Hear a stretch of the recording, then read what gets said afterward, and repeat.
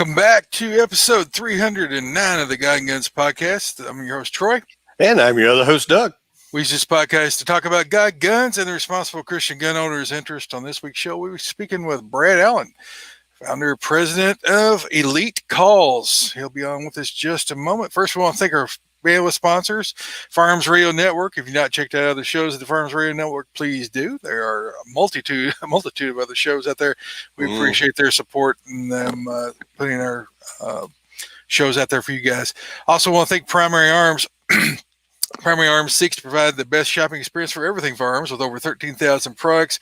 Over 400 top brands, Primary Arms carries a complete selection of rifles, handguns, firearms parts, shooting gear, apparel, and more. Every order comes with a commitment to superior service backed by fast shipping and an expert support team. Serving freedom since 2008. If you want to know more about Primary Arms, you can go to frn.deals/PA. frn.deals/PA. I also want to thank Patriot Patch Company. Patriot Patch Company has got all kinds of cool patches, stickers. You can't see the green ones. Signs. Cool signs. Shirts. Apparel.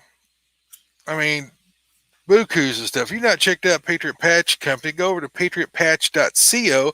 Check out and see what they've got to offer. And we really appreciate Jake and the team over there supporting our show. And please check them out. All right, we're going to go ahead and bring Brad in. He's sitting in the green room over here.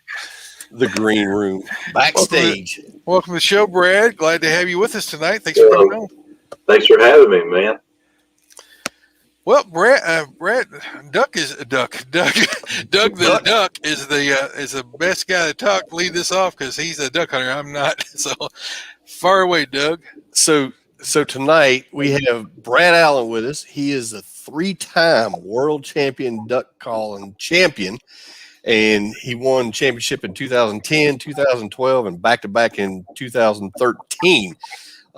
He is also the founder and owner of Elite Duck Calls, or Elite Calls, not just duck calls. You make a lot of other stuff too. And I actually blow one of the calls that I got from Brad, which we'll talk about in a little bit. But Brad, welcome to the show, man. Glad to have you. Well, thanks for having me, man. It's a pleasure to be with you guys. Yeah. So I was telling you earlier, I met Brad, I don't know, a few years ago.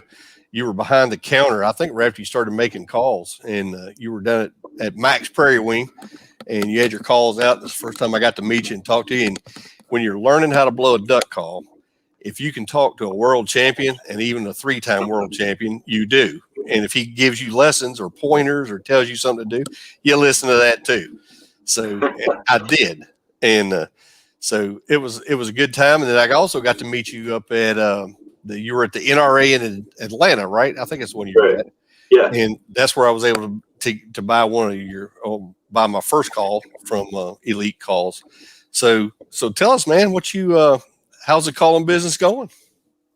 It's going good, man. We're in the off season now, but we're working on getting everything ready for the fall. Like you said, we branched out a little bit. We've made some turkey calls.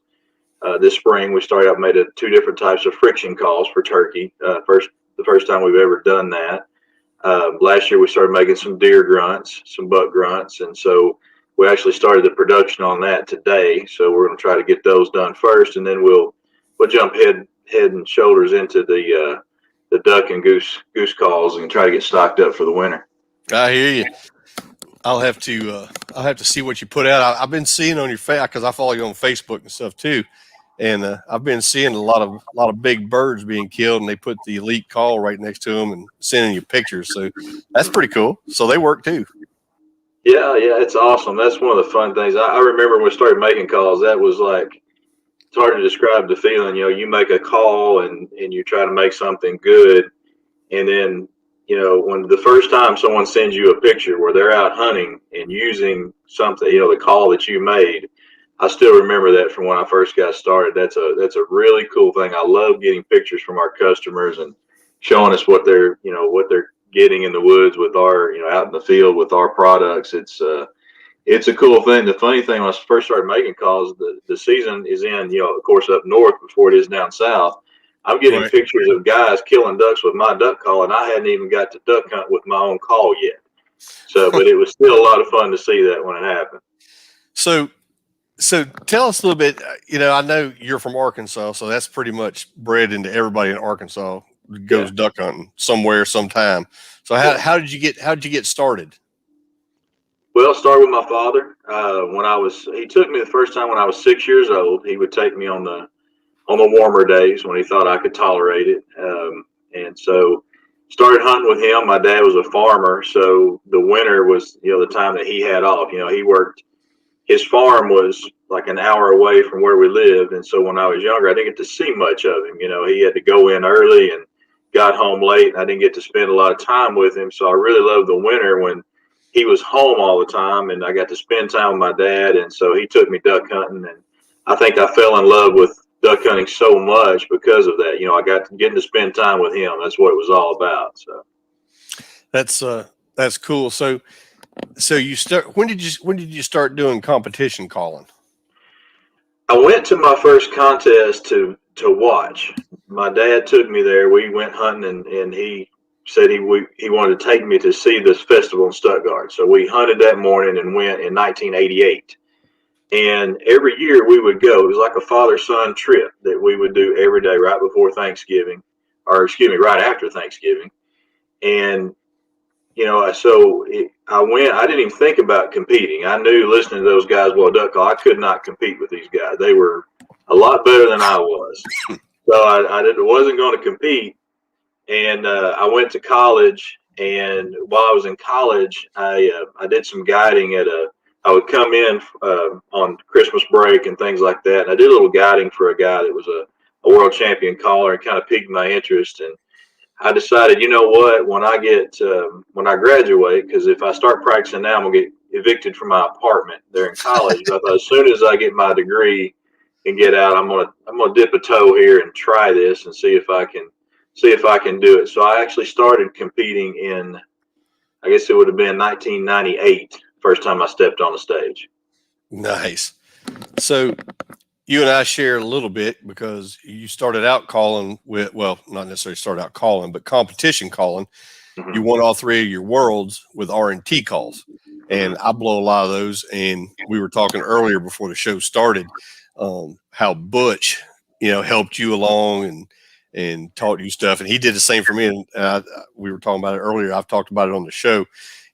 Butch used to call, and he'd call me on the phone, or I'd call him, and he'd give me things to do. And I'd do it for a day or two. And he said, call me back in 2 days when you got that down. And I'd call him. And, it just graduated from there. And, I know Butch was, he was a stickler, boy. He knew if you missed a note. Yeah, he didn't cut you any slack either. No. If you didn't want brutal honesty, you better not talk to Butch, because that was his only form of communication. But I was really blessed. I got to learn to do the competition calling from some of the best callers in the world. And when I first started, I was not anywhere in that class. I could not have qualified I couldn't even qualify for the world by winning a contest. I needed a lot of work. And so I was really blessed. I started out, I learned a lot from Rick Dunn, the guy that owns Echo Calls. Yep. I probably learned more from him about blowing a call than anybody else. And then I also got to learn a lot from Bernie Boyle, who is a world champion in Champions Call, who he's passed away now. Learned a lot from Bernie. Trey Crawford was another guy. I really idolized Trey when I first started looking into getting into competition. Here's a 3-time world champion. I thought, man, I would love to meet this guy one day.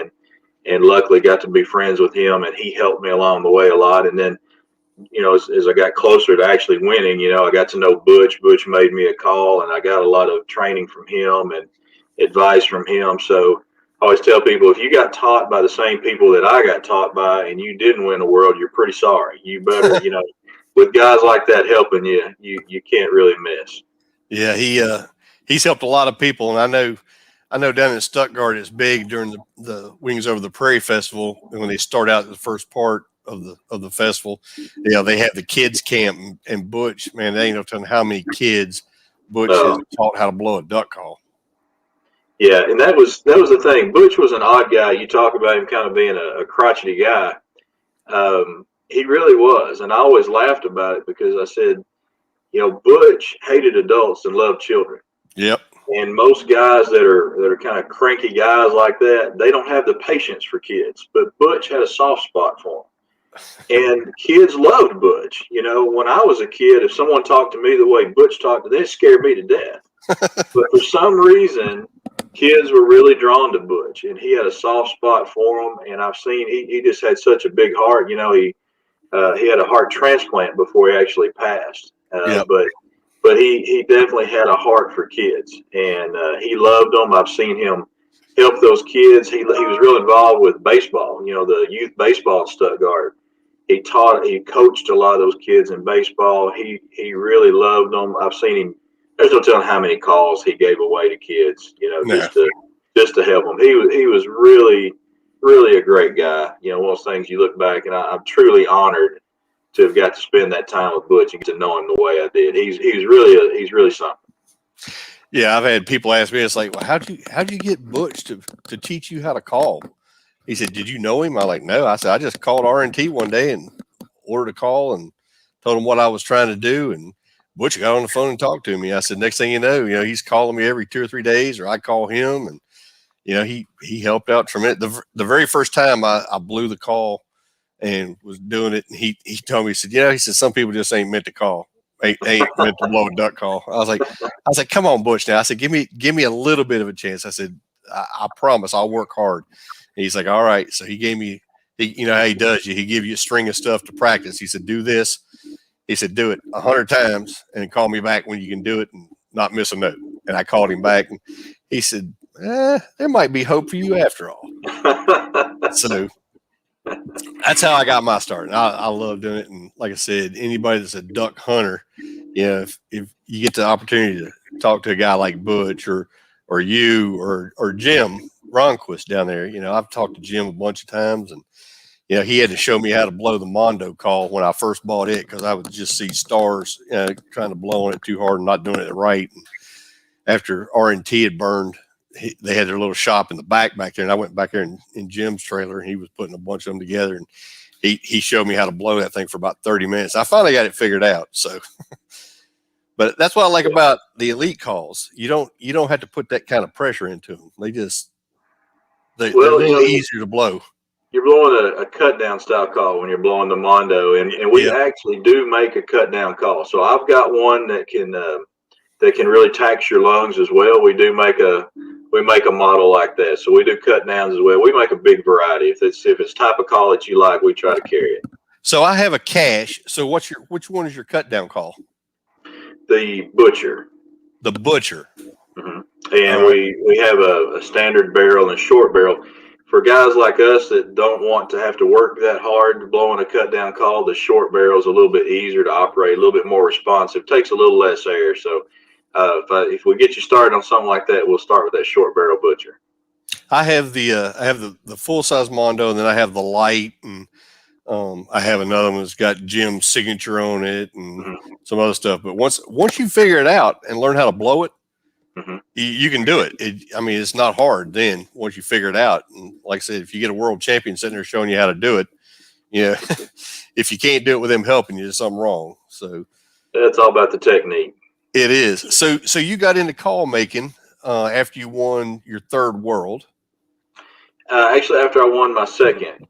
Second. Yeah, I started elite that summer, and then was fortunate enough to win the world that following winter, that following contest. So I showed my wife tried to get me to when you came out with the Trump 2020 call.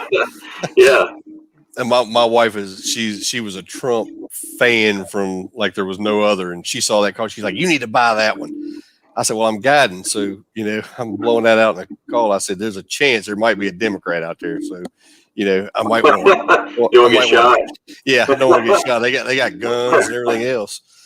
But I tell you, we have when I was guiding and running my own guide service out there. which I loved. We were able to do it for 3 years before we lost the lease. And if I could find another one, I would do it again in a second. But we would sit at the hotel and give people lessons that wanted to learn how to blow a duck call. Mm-hmm. So we would sit out there and I'd go over stuff, with them.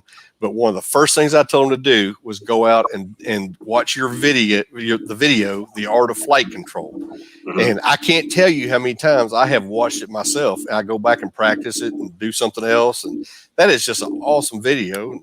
When did you make that, and what possessed you to do that?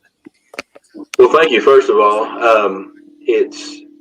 I try to remember what year we did make that. I made it pretty early on, so I'm going to guess that would be somewhere around 2015, probably somewhere in there. I may be wrong about that, but I don't know, man. I just I wanted to make the instructional that I wish I had when I was learning. Mm-hmm. And like I said, the guys that I got to learn from, it was such an amazing experience. The way they taught me how to break everything down and how to put all that together. I wanted to give that to other people. I wanted everybody to get to experience that as well as I could present it. And I tried to lay it out in a way that you start from the very beginning. If a guy doesn't know which end of the duck call to blow in, he can start at the very beginning of that, and then I can take him through some of the most advanced techniques that I know how to teach. So I wanted to be comprehensive, and I wanted it to build on itself, where you master this, then you're ready to move on to the next step. But that has been so much fun. I enjoyed making it, and I really feel great when I talk. And I appreciate your kind words. But when people tell me, I run into them, and they're like, "Hey, man, I learned how to blow a duck call watching your video, and or you really helped me learn to do this on a duck call," something like that. That just means the world to me. I remember being a wide-eyed kid, listening to a cassette, or I'm even old enough, I probably listened to a record or two when I was really young, trying to, some of these young guys don't even know what I'm talking about. You have to Google it. But, trying to just get anything that I could from, learn from another guy or a professional call or something like that. So to be able to put that out and try to teach some of this to other people, that's just really been cool. It's something that I'm really glad I did. I really love it. So I know the first couple of times I went to the Worlds, I'd been listening to the calling competitions, and I knew what it was about. But when we were out there and we'd have clients out with us, they'd go to the festival and stuff with us. They'd look at you and like, "Man, that don't even sound like a duck." I'm like, "Well, it don't, but it does." And it's more about blowing that call and being able to control it more than it is sounding necessarily like a duck. Mm-hmm. And I try to tell people, calling for that and calling in the woods is totally different. It really is. And people get that reaction when they hear it. It's like you said, that doesn't sound like a duck.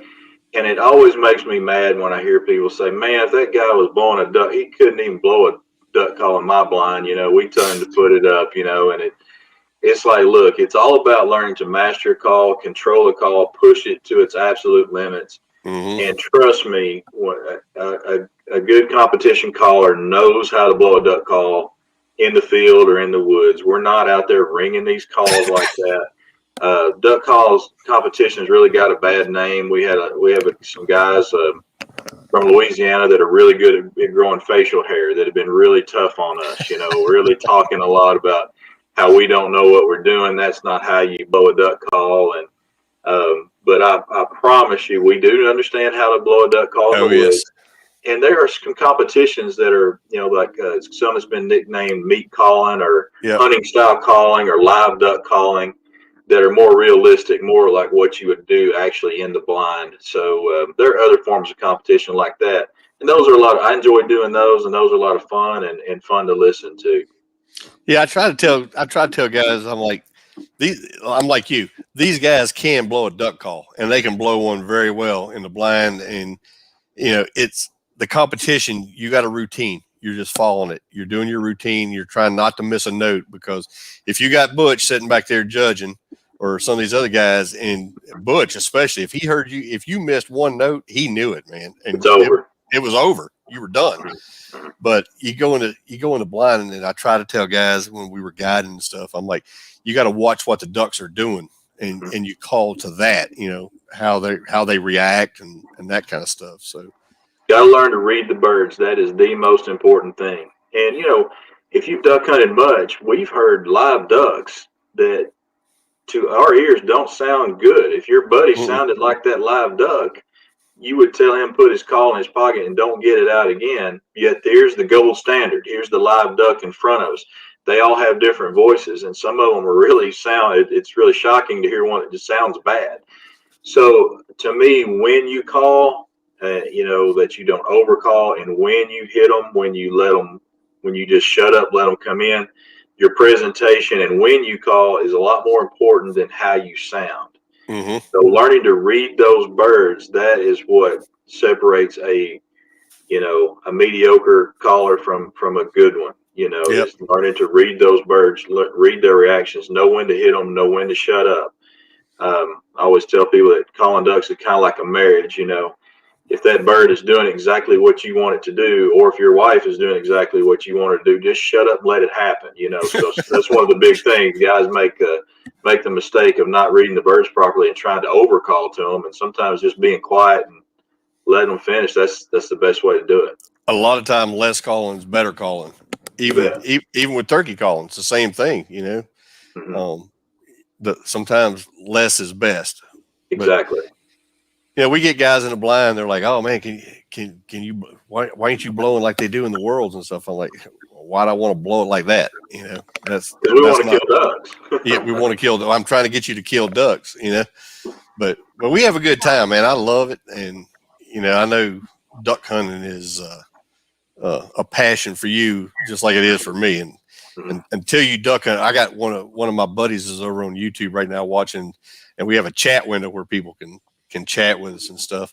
But he's watching tonight. I told him you were going to be on the show, and he got to go on his first duck hunt this year out in Stuttgart. And man, COVID won. That's who I got COVID from. Was He's him. wearing me out over here, man. Is he sending you pictures of pigs? Pictures of pigs, man. And pictures of the bait he's taking down there this weekend. Yeah, he's leaving in the morning, going back down to Savannah on a pig excursion like we normally do. But you take somebody out in a blind, put them in a blind, and you got guys that can call, and the birds work right. Man, I don't care who you are. If you don't like that, there's just something wrong with you.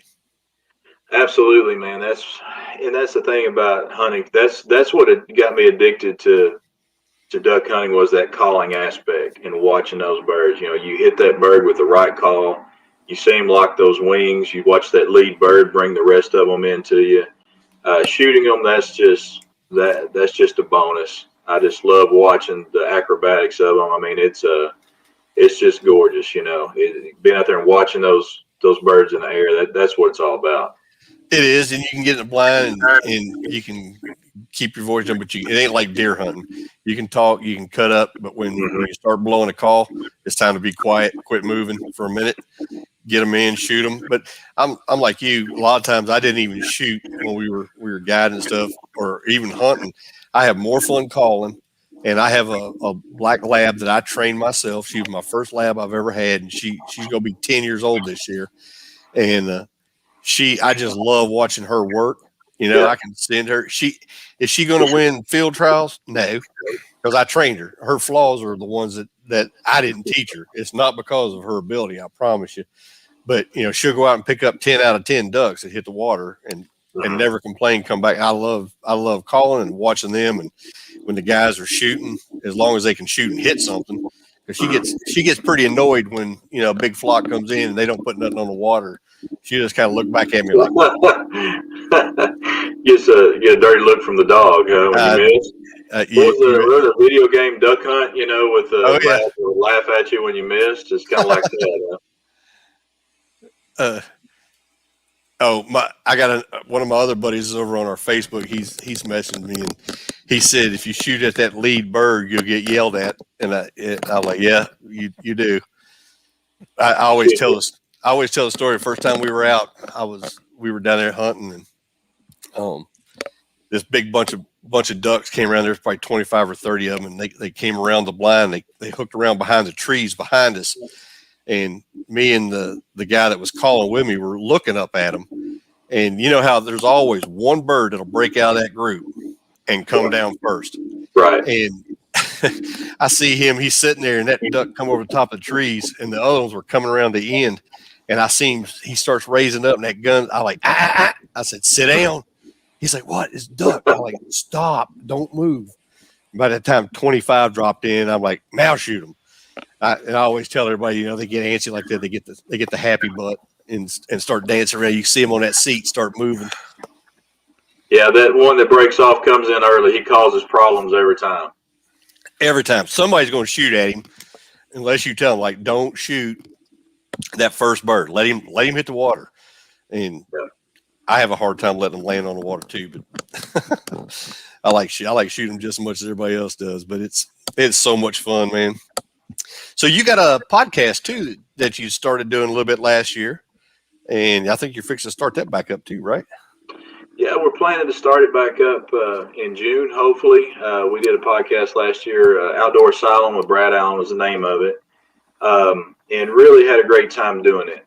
We only stopped because duck season rolled around, and we were just so busy. We didn't have time to continue. We had COVID going on, and we got so overwhelmed at the shop that I had to stop.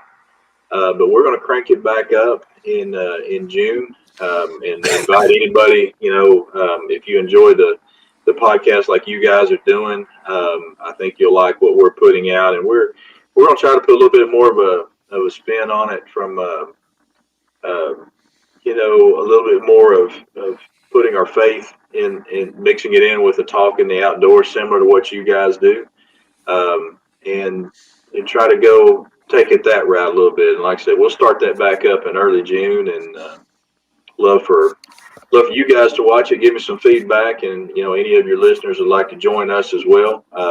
Certainly love to have you. Heck yeah! So your website is elitecalls.net, right? Correct. I sent Troy. I was typing it out, and I saw net, and I'm a computer guy by nature. That's what I do for a living, and .com just flows. Yeah, exactly. Troy sent me a text. He's like, "Is it .com or .net?" I'm like, "No, it's .net. Sorry." Yeah, elitecalls.net. Check us out, and we've got a number on the website. If there's anything we can help anybody with, they can give us a call. We're a very small company. I'll probably answer the phone when you call, and anything that we can help anybody with, we just feel free to contact us. I don't know what it was this morning. I don't know what possessed me to call you and see if you want to come on the show, but you had posted, had anybody watching The Chosen? Mm-hmm. And I replied to your comment. I'm like, my wife and I have watched it, and we really enjoy it. And mm-hmm. I was like, I said, we need to get Brad on, because we like to promote, faith-based companies, good Christian folks. And that's what we like to have on, and people we like to talk to and associate with, and that kind of stuff. So I don't know. I said, let me just hit him, see if he'd be interested in coming on. And man, you called me this morning. I was like, that's going to work out.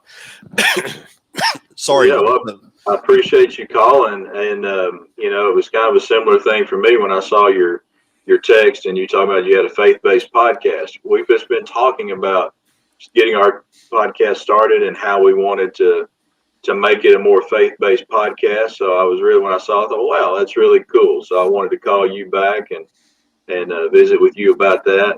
And man, I'm really glad that you contacted me. I enjoyed being with you guys.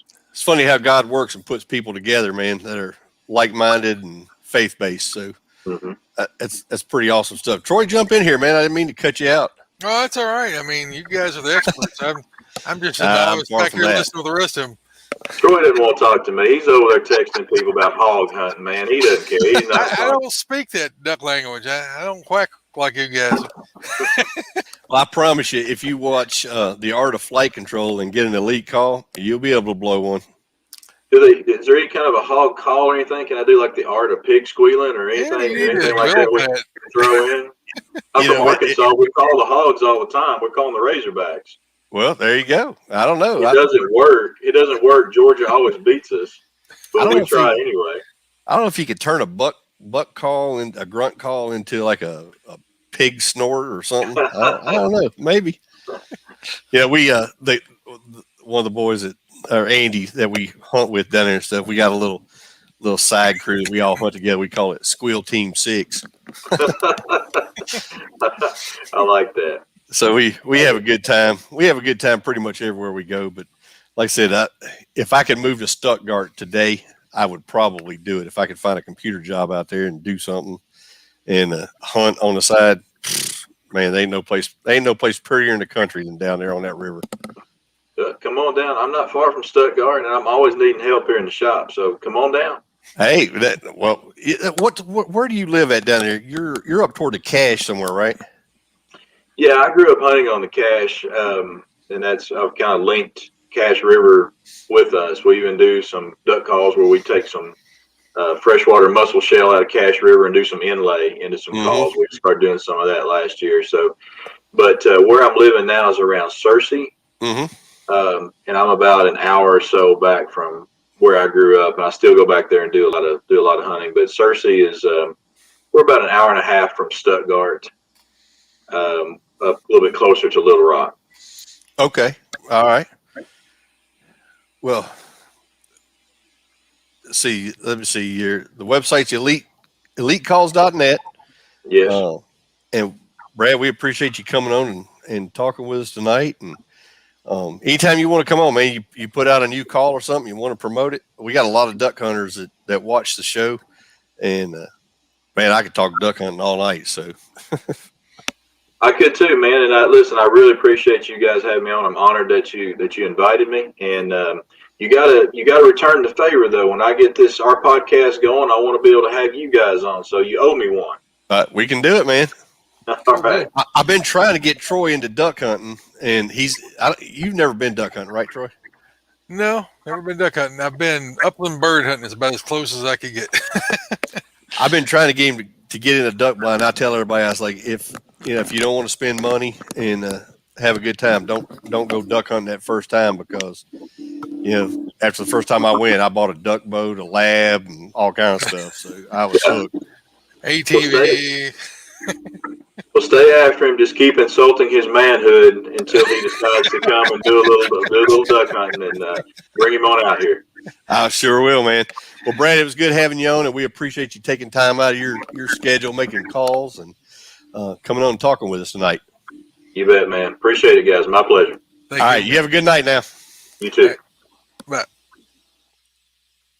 All right. That was cool.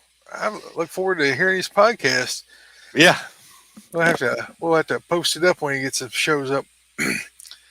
Yeah, it's not every day that you get the opportunity to have a 3-time world champion on the show and tell you how to blow some calls and stuff. And sitting in front of him and listening to him blow a call, man, he can blow one now. I'm telling you. He can make it talk, huh? He can make it talk. Good deal. Andy's been blowing me up the whole time you guys were talking. Hey, blowing you up too. It's on your phone too. Yeah, I got him muted. He's insulting my manhood, I think. I don't know. Let's see, where are we at here? This week's guiding gun activities. What have you been up to this week, Doug? Let's see. On the God side, Sportsman's Daily Devotional. I caught church online this past week. So I got to do that. Gun side, of course, everyday carry.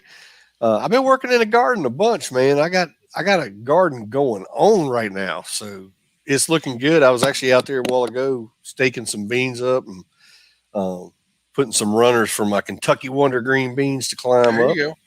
And we got a pretty good rain yesterday, so it looked like my tomato plants and stuff doubled in size, in one day after getting a good rain on them. Been doing a little talking on the radio. Hey, we were able to talk last night, and got John on there with us, who just joined us over on YouTube. Oh, yeah, there's John.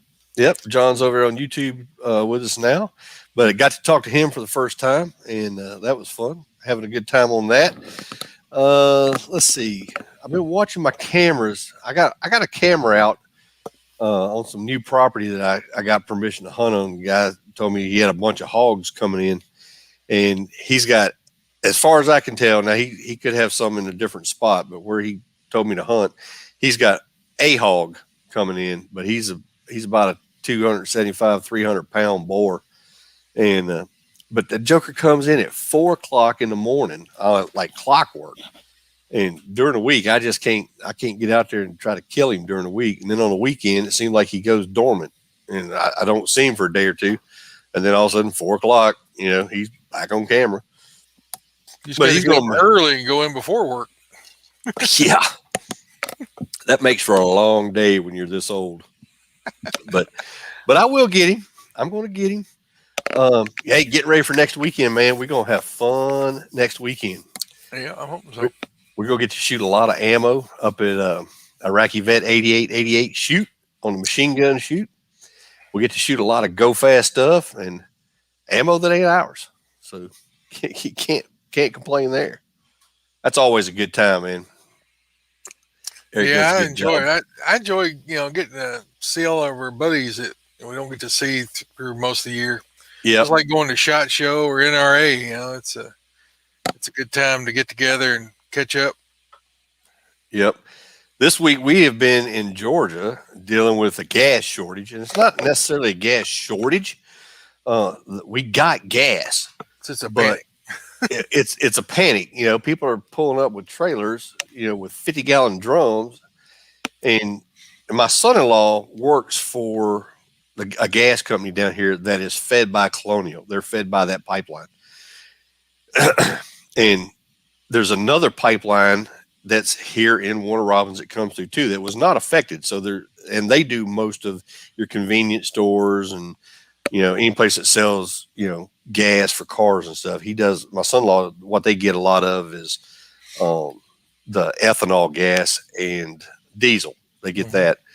So he was telling me that it's not necessarily a shortage, but say if a convenience store gets a gas run on Monday, well, they may not be scheduled for another run until Friday. Well, with everybody, panicking, kind of like they did the toilet paper runs, they go in and buying up everything they got. They sucking the tanks dry by Tuesday evening. So there's no gas Wednesday and Thursday, even though Friday they're going to get another truck to fill up.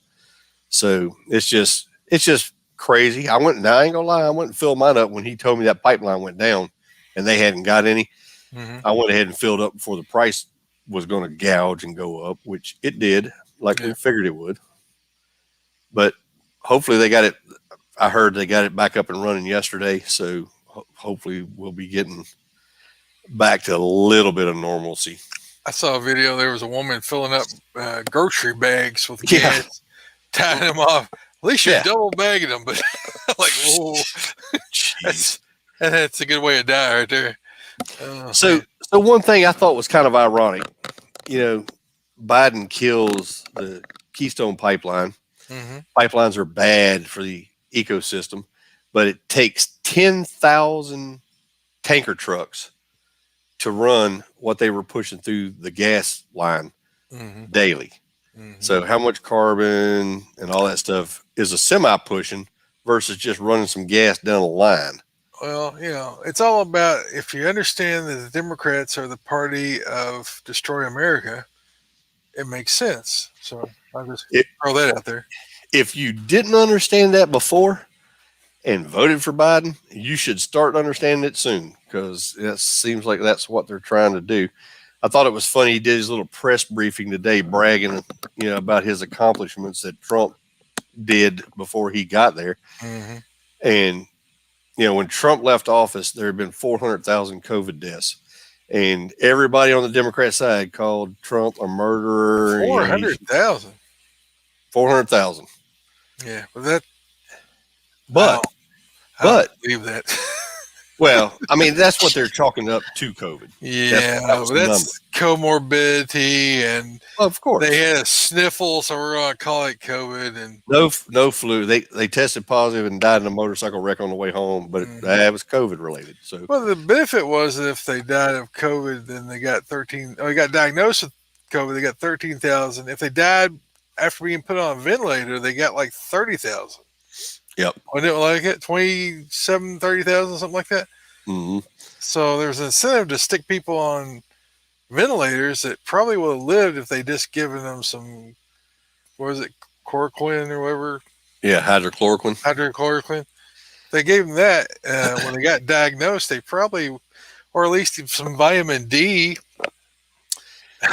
But look at it this. But look at it this way: before Trump left office, they were slamming him daily about the number of deaths attributed to COVID, and it was 400,000 when he left office. Biden reads off a cue card he pulls out of his pocket today and says he carries that number around every day, and it's up to 586,000 according to him today.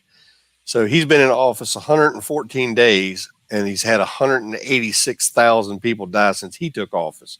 Mm. But you don't see anything about that. Yeah. Well, when you make up everything that you're talking about, I just don't really listen to it anyway. Because, there ain't been any truth spoken out of hardly any politicians in the last 25 years. No. But I'm a little bit jaded. Yeah, me too. Oh, but did you see, man? If you've had your COVID vaccines, you can take your mask off inside the house now. Oh, really? Yeah. That's good news to know. Open it up. Really what they said. Yeah. Allow people to be a little more freely if you take their vaccine. But I ain't took the vaccine and I ain't had a mask on in the house ever. I ain't gonna wear one. I don't wear them in stores either. Well, but anyway, I digress. Yeah, I don't want to get on too much of a rant right now. What you been up to this week? Well, went to church Sunday.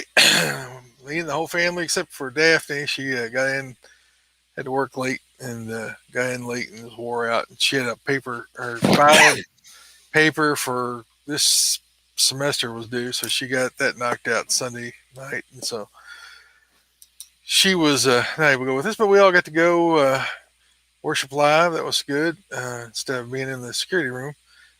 Daily Bible reading. I had church security last night. Talked to you and John while I was in the security room there. I took the hotspot in with me, and while I'm watching all the cameras and stuff, I could talk at you guys. That was fun. I had a doctor's appointment Monday to follow up on the oral surgery I had back a couple of months ago, and I walked in. They said, "You had your shot?" I was like, "I'm not getting no stupid shot." It's like, "Oh, okay." I went back to the room, and the nurse said, the doctor come in, and he said, "You get a shot?" I was like, "I'm not getting a shot." I said, "I'm not injecting that garbage in my body." And he goes, "Oh," he said, "Okay." then another woman come in. They were talking about how my teeth were doing great and really well, and I said, "Well, if you guys had shots, I don't know if I want you near me because you guys are now throwing off viruses and stuff and throwing off all these. You're shedding that stuff." And they're like, I said, "How recently do you have that? Because you're not supposed to be around anyone for 2 weeks after you get the shot." And they're like, "What?" I was like, "You didn't know that you weren't supposed to be around anybody for 2 weeks after you get the shot?" And they said, "No." I was like, "Then stay back." Leave me alone. I told them, "Stay back. I don't want you shedding your stuff on me. That stuff that you guys are injecting your body, I don't want none of that near me." I just turned the tables on because they was like, "You need to get the shot." I'm like, "No, you need to stay away from it. You one got infected." I said, stay back."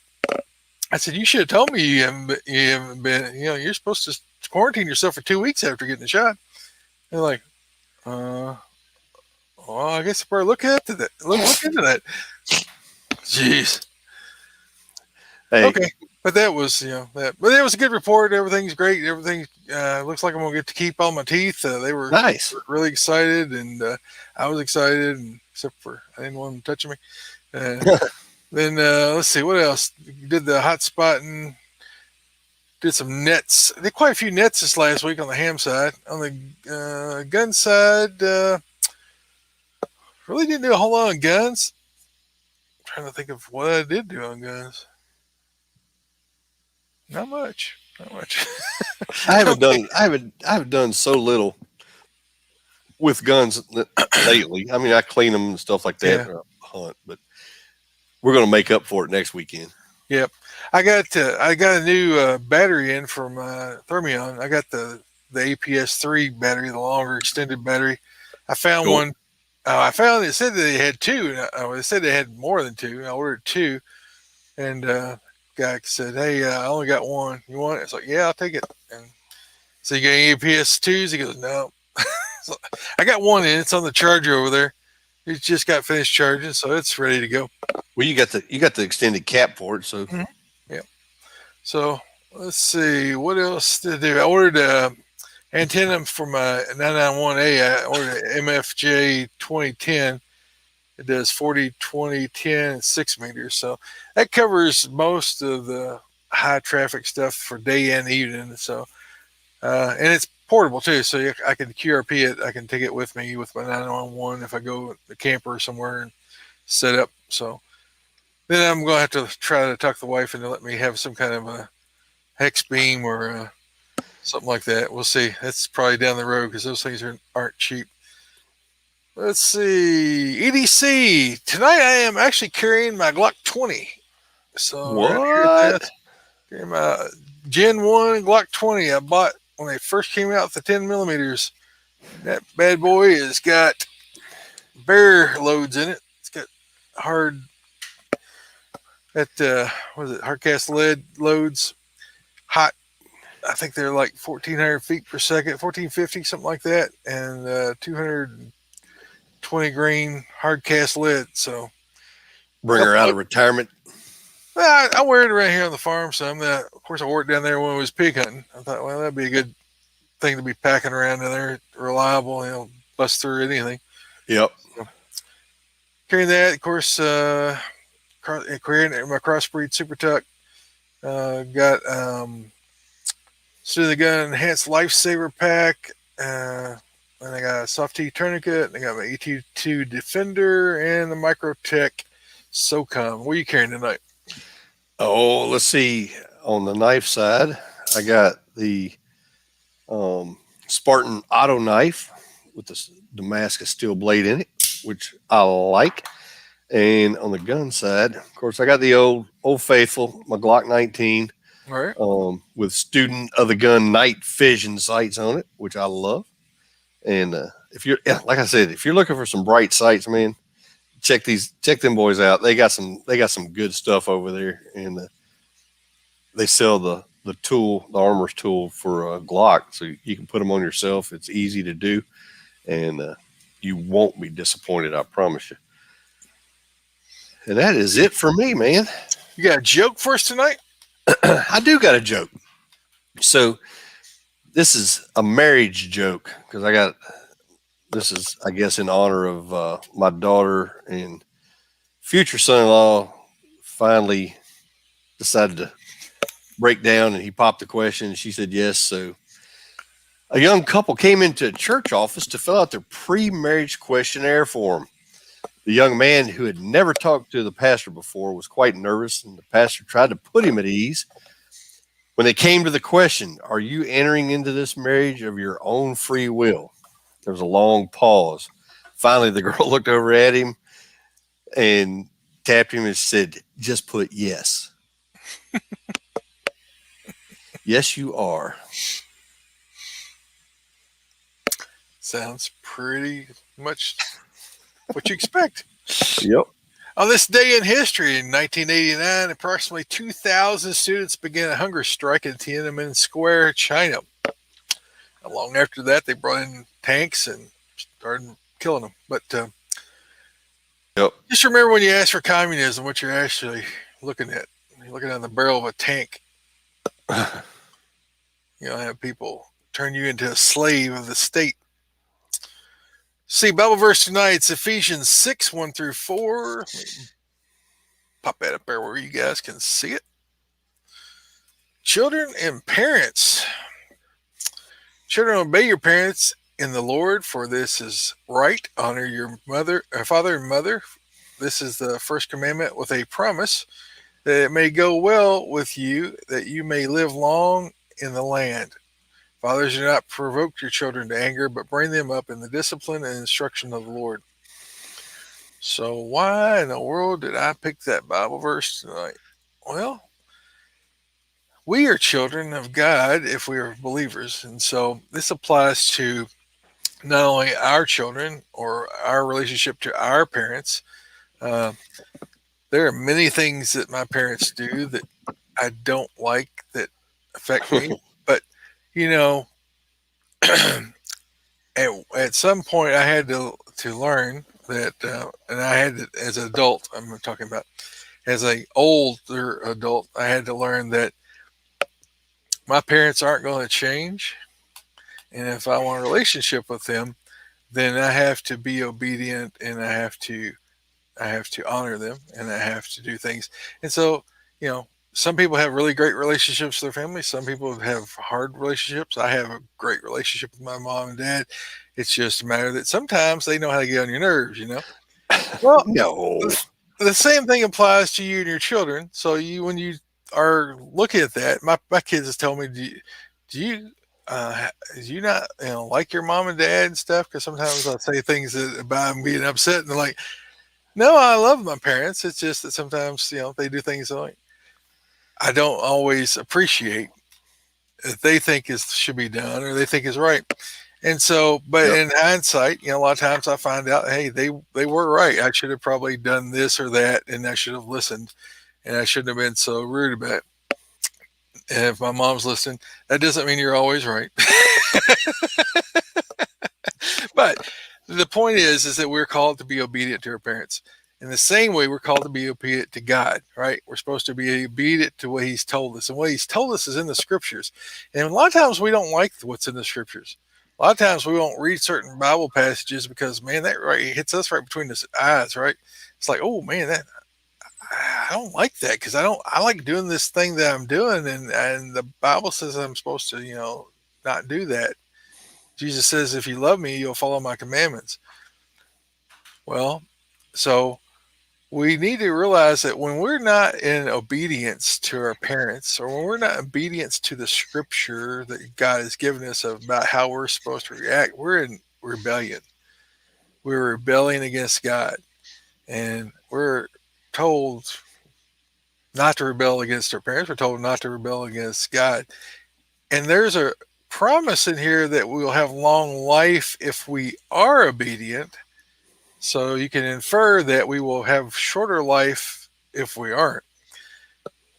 Um, so it's important for us to recognize as believers that we need to make sure we're checking and make sure we're obedient to God and our parents. But and as children, it's wise instruction here. This comes, of course, it's also talked about in Proverbs. But it's important that we do that because there are things that are happening in this spiritual realm that we can't see. We don't know what's happening. And when God calls us to do something by the scriptures, there's a reason that we can't fathom.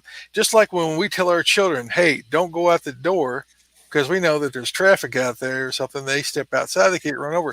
They don't know that. They're too short to see out the window or whatever. They don't know what's going on out there or they don't have experience, right? It's the same way with us.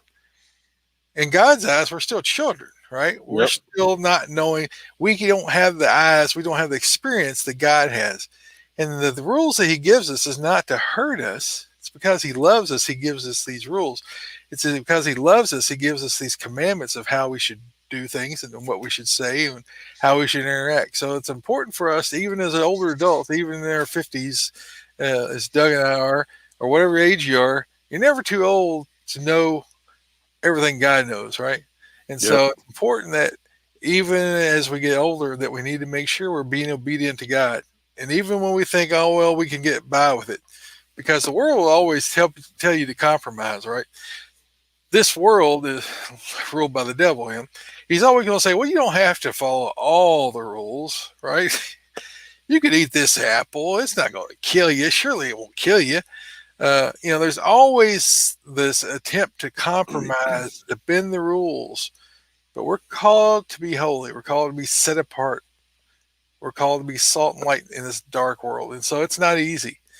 The exception of the gift of salvation is easy, but the living of it is takes everything we have. We have to check ourselves because we can tell ourselves, we can lie to ourselves, we can see ourselves as being a good person, but Jesus says no one is good. No, not one person is good. So the best person walking this planet outside of Jesus is not good.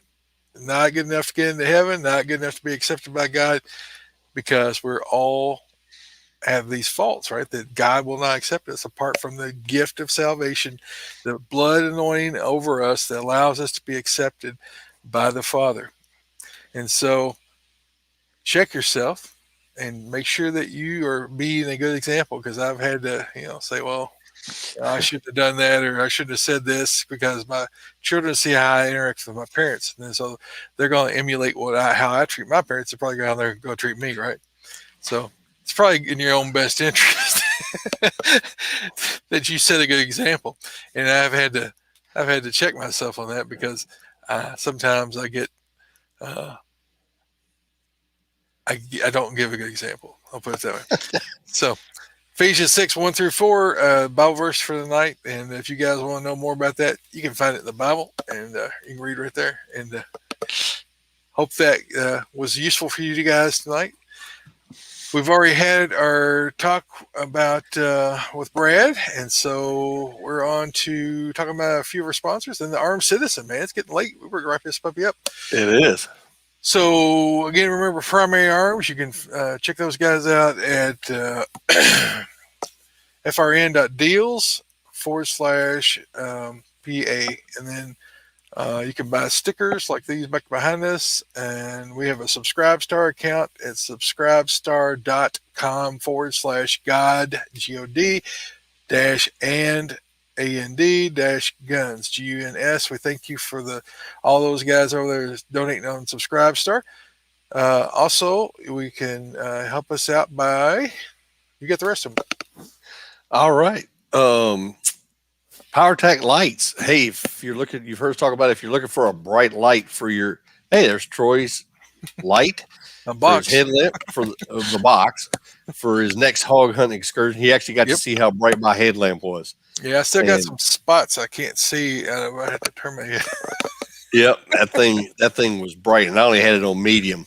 So if you are hog hunting in Georgia, in the palmetto patches and the oak trees with all the Spanish moss, man, you can't see nothing. You can't see nothing, and you have a snake crawling around on the ground. You want a bright light. Well, PowerTac's got one for you. If you're looking for a weapons light for a rail, or if you're looking for one for a pistol, they make them. Or if you're just looking for a light to carry around in your pocket, if you need one, if you're in a room, lights go out, whatever you need, a flashlight, PowerTac's got one for you. Great prices already. But if you use our promo code God and Guns, they'll give you 40% off for just listening to the show. So go check our buddies out at powertac.com. Also, Crossbreed holsters. Hey, I got a couple of crossbreeds right here, actually.